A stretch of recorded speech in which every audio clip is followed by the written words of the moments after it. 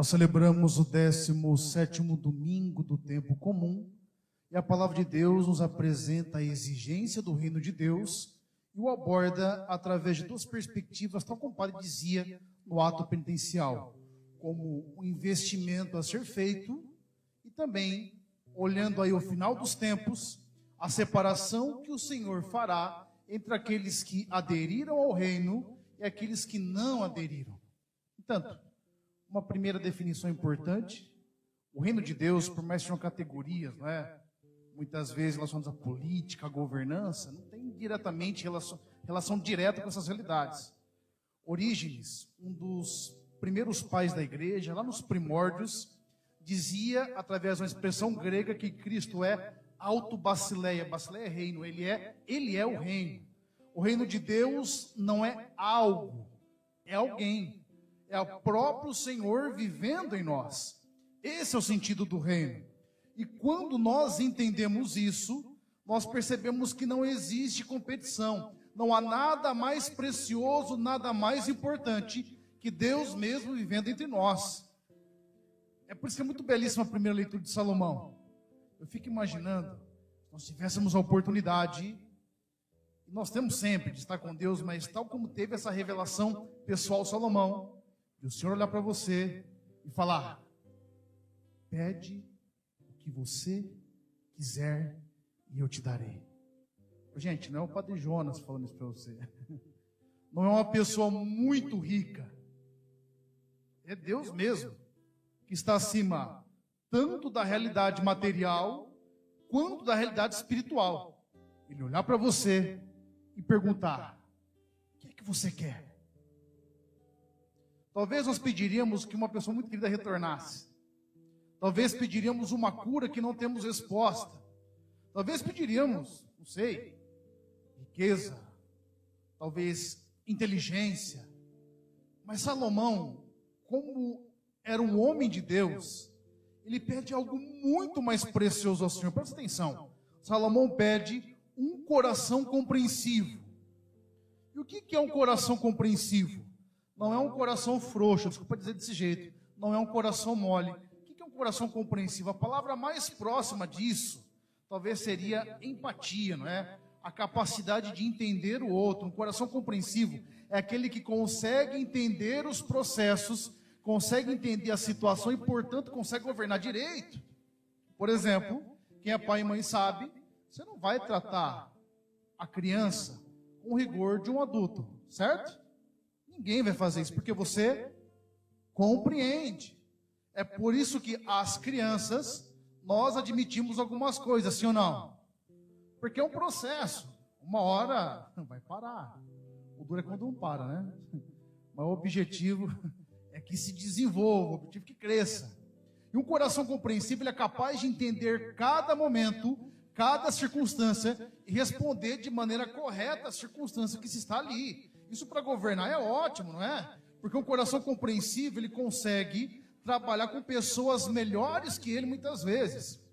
Certa vez eu lendo estudo sobre discipulado, sobre cidadania de Deus empenhado com os novos projetos, eu vi que no meio secular, isso também se aplica, não é? A nós como os religiosos, cristãos católicos, diz que 90% dos líderes, eles têm seguidores apenas. Apenas 10% desses líderes consegue liderar outros líderes. Por quê? A grande dificuldade é você conseguir pôr pessoas capazes, com liderança, trabalhar para o objeto comum. E somente um coração compreensivo consegue isso. Porque o verdadeiro líder, ele não está preocupado que o outro fique ao seu redor, subjugado, subservindo ele. Pelo contrário, o verdadeiro líder, o verdadeiro mestre, é aquele que faz um líder muito melhor que ele, que favorece as suas capacidades, consegue compreender aquilo que tem que ser feito e, portanto, consegue fazer com que a realidade cresça e desenvolva muito melhor. Isso se aplica a cada realidade da nossa existência e, repito, somente um coração compreensivo, um coração sábio que mergulhou a vida em Deus, consegue fazer coisas como essas. É por isso que, a partir de Salomão, nós conseguimos adentrar no Evangelho e entender uma coisa: somente um coração compreensivo, somente um coração sábio consegue entender que nada compete com o reino de Deus em nossas vidas. Nada compete. Entenda bem, por mais que aqui se fala da pérola preciosa, de um tesouro, o Senhor não está falando primeiramente de recursos materiais aqui. O Senhor está falando que, diretamente, sabe que a palavra de Deus tem dois tipos de palavras que nós distinguimos, né? Se falava muito nisso, se fala menos. Há uma palavra que ela é logos, que é uma palavra que é dirigida a todos. Mas tem uma palavra que nós vamos termo rema, que é direcionado para você, especificamente. Jesus mandou Pedro andar sobre as águas, sim ou não? Vai você fazer o mesmo? Não vai dar certo. Eu muito menos, né? Com certeza você vai afundar porque não tem uma finalidade. Para Pedro que foi dito aqui, não foi para todo mundo. Mas tem palavras que é dita para todos. E essa palavra de um investimento, de que o reino de Deus é muito maior, que implica o investimento de tudo que somos e temos, é logos, é para todos nós. Isso quer dizer que não há caminho de realização, de verdadeira felicidade, de verdadeiro encontro com o Senhor, sem esse reconhecimento de que o reino de Deus vale mais do que todas as coisas. Porque Ele é o sentido próprio da existência. E quando não vivemos debaixo do reino de Deus, do governo do Senhor, nós somos governados por outras realidades. É aí que vem o grande imperativo de olharmos para dentro de nós e perceber o que é que tem reinado. Você pode perceber nas parábolas do reino, é sempre uma realidade muito pequena que é semeada, mas ela vai crescendo progressivamente. Ou seja, ela começa nas atitudes simples da nossa existência e vai tomando corpo em todas as outras realidades, até que nossa vida seja uma vida verdadeiramente de sentido. Mas não é possível vivermos a dinâmica do reino sem investirmos tempo, sem investirmos a nossa existência. E o que é investir tudo no reino? É fazer tudo aquilo que Jesus faria se Ele estivesse no seu lugar. Quer saber se você está vivendo o reinado do Senhor? Olha como a vontade de Deus tem se sobreposto às suas vontades individuais, às nossas circunstâncias e muitas vezes aos nossos instintos ruins. Ô, gente, vamos ser sinceros, todos nós vivemos uma batalha contra nós mesmos, sim ou não? Não tem dia que você acorda com muita vontade de fazer o bem, mas você vai lá e não consegue, não é? É a luta que todos nós vivemos. É o que a teologia moral e mesmo as Sagradas Escrituras vai chamar de concupiscência. O que é isso? É uma tendência que nós temos ao mal pela raiz de pecado, que foi perdoado no batismo, mas que mantém as suas consequências. É por isso que é preciso que o reino de Deus ele seja instaurado. Isso só acontece quando nós conseguimos colocar Jesus como Senhor. E o ato de colocar Jesus como Senhor possibilita que aos poucos, gradativamente, Ele vá reorganizando a casa de nossas vidas, a fim de que vivamos debaixo desse senhorio. Isso é fundamental. Mas olha, há dois grandes problemas, dentre tantos outros, que muitas vezes nos impedem de viver o reino de Deus de fato. Desculpa, vai dizer, é quando nós começamos a mascarar os nossos vícios e pecados através de aparentes virtudes. Por exemplo, eu lhes disse sobre a hipergraça semana passada, se não me engano, mas, por exemplo, eu bato muito essa tecla. A teologia, ou melhor, a ideologia da prosperidade. Já ouviu falar assim ou não? O que se fala? Que se você fizer isso, você será próspero, o mal não vai chegar sobre sua casa, você não vai ter problema, não vai haver boleto que se sobrepõe desse jeito, não é? Então Deus acaba sendo uma corretora. Deixa eu dizer uma coisa, existe promessa de prosperidade nas Sagradas Escrituras, tem sim, e diversas, e elas acontecem quando nós vivemos debaixo do Senhor. Sabe qual que é o problema? Quando nós entramos nessas ideologias, esquecemos que a teologia que nós temos que viver não é uma da prosperidade, mas é a da cruz. Quando isso acontece e nós nos perdemos, nós vamos mascarando vícios com uma aparente virtude. Muitas vezes, essa procura por conquistar, por ter, pelas coisas, nós estamos mascarando a nossa ganância, a nossa ambição, a nossa procura por situações meramente humanas, porque é muito bonito você ficar esse tempo todo. Não, mas eu vou fazer porque Deus vai recompensar. E nisso, gente, está a ganância do ser humano se acabando, querendo mais e mais e mais e mais e mais e mais. Deixa eu dizer, uma procura como essa, o que nos diferencia de alguém que está no mundo? De alguém que não aceitou Jesus de fato na vida? Não diferencia nada. Por outro lado, há uma outra tendência que também mascara a virtude, quando nós falamos, não, eu quero apenas o necessário. Isso é uma atitude egoísta. Porque quem tem somente o necessário não partilha nada. Não abençoa a vida de ninguém. O que nós queremos dizer com isso?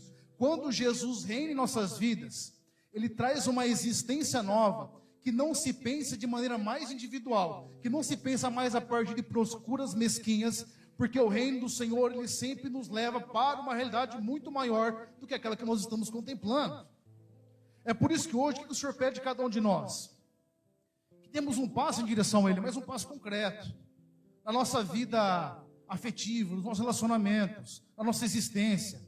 Um passo de lealdade e fidelidade a Ele, que de fato vai ter sim a prosperidade prometida para o Senhor, mas não ela como finalidade, porque o tesouro do nosso coração precisa estar naquele que é o reino, que é Jesus. Sabe o que é o bonito de tudo isso? A segunda leitura vai dizer que todas as coisas cooperam para o bem daqueles que amam a Deus, daqueles que se comprometem com Ele. E aqui o Senhor fala até de predestinação, não a predestinação enquanto um destino fechado, mas a predestinação enquanto o Senhor que sonhou com você, que inscreveu no seu coração esse chamado, essa graça, para que de fato um dia você esteja com Ele. Então olha, dê um passo em direção a esse amor do Senhor. E quando o Senhor fala que todas as coisas cooperam para um bem daqueles que amam a Deus, se você coloca Jesus como Senhor, mesmo os males que recaem sobre a sua vida, mesmo os males que as pessoas intentam contra você, tudo acaba a longo prazo, sobretudo, cooperando para o bem, porque você ama a Deus. Porque está tomando conta de você, está tomando conta da sua história, está tomando conta do seu coração. É por isso que hoje nós precisamos entender que não há nada mais precioso que Ele, não há nada mais valioso que o Senhor, não há nada que possa competir em nosso coração com Ele, porque Ele é esse tudo, Ele é esse Senhor. Feche os seus olhos, baixe a sua cabeça.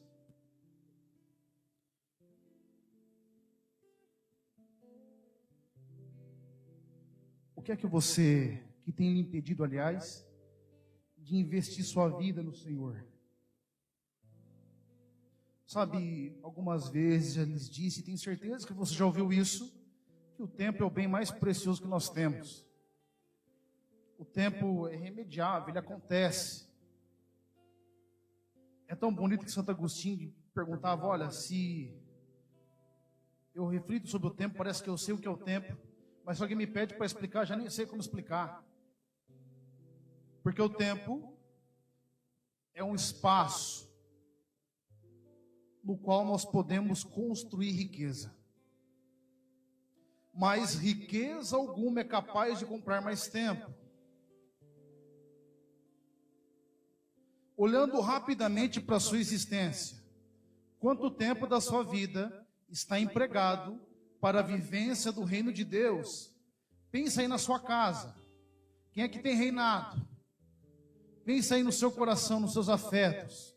Quem é que tem reinado? Pensa aí nas suas procuras, no seu projeto de vida, na sua vida financeira. Quem é que tem reinado? Tem sido uma procura em si mesmada pelas suas causas? Ou você tem conseguido na dinâmica do reino compreender o sofrimento dos outros, o sofrimento dos que estão na sua casa, e tem conseguido estender a mão porque Ele tem sido o seu maior investimento? E dê esse passo hoje em direção do Senhor. Entenda que Ele vale tudo. Ele vale tudo, Ele vale a nossa vida. Ele vale a nossa existência. Ninguém jamais se arrependeu por se confiar inteiramente aos cuidados de Deus.